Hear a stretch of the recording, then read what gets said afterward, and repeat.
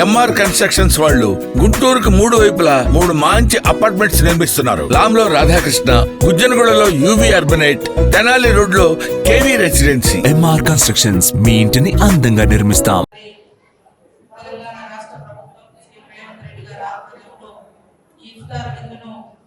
జిల్లా కేంద్రంలో ఏర్పాటు చేయడం జరిగింది. ఈ యొక్క కార్యక్రమంలో నాతో పాటు పాల్గొంటున్నటువంటి కలెక్టర్ గారికి, ఆర్డీఓ గారికి, మైనారిటీ పెద్దలందరికీ పేరు పేరున, పోలీస్ అధికారులకు, మీడియా సోదరులకు, మరి ఇక్కడ చేసినటువంటి నాయకులకు అందరికీ శుభాకాంక్షలు. మైనారిటీల అభివృద్ధికి కాంగ్రెస్ ప్రభుత్వం కట్టుబడి ఉంది. ఈ రోజు కూడా బడ్జెట్ లో 3,000 కోట్ల రూపాయలను గతంలో ఎన్నడూ పెట్టిన విధంగా బడ్జెట్ లో కూడా ప్రవేశపెట్టడం జరిగింది.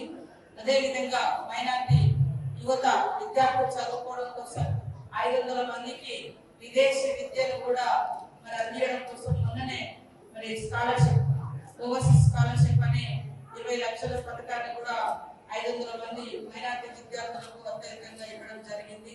అదే కాకుండా రేపు మన రాజీవ్ యువ వికాసంలో కూడా మైనారిటీ యువతకు ఉద్యోగ ఉపాధి అవకాశాలు లేక ఇబ్బంది పడుతున్నటువంటి వాళ్లకు వాళ్ళ కాళ్ళ మీద వాళ్ళు నిలబడే విధంగా మరి చిన్నగా షాప్స్ కానీ బిజినెస్ కానీ పెట్టుకోవడానికి 4 లక్షల రూపాయల వరకు కూడా ఆ పథకాన్ని వర్తింపజేయడం జరుగుతుంది.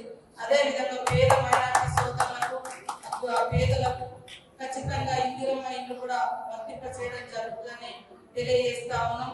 మైనారిటీ సోదరులకు ఇచ్చిన మాట ప్రకారం జిల్లా కేంద్రంలో మంచి మరి షాదీఖానా కూడా నిర్మించడం జరుగుతుంది. తొందరలోనే ఆర్డర్స్ కూడా రావడం జరుగుతుంది తెలియజేస్తూ, మలుగు పట్టణం అభివృద్ధి చెందుతా ఉంటే మా మైనారిటీ సోదరులు కూడా ఇక్కడ చిన్న చిన్న షాప్స్ పెట్టి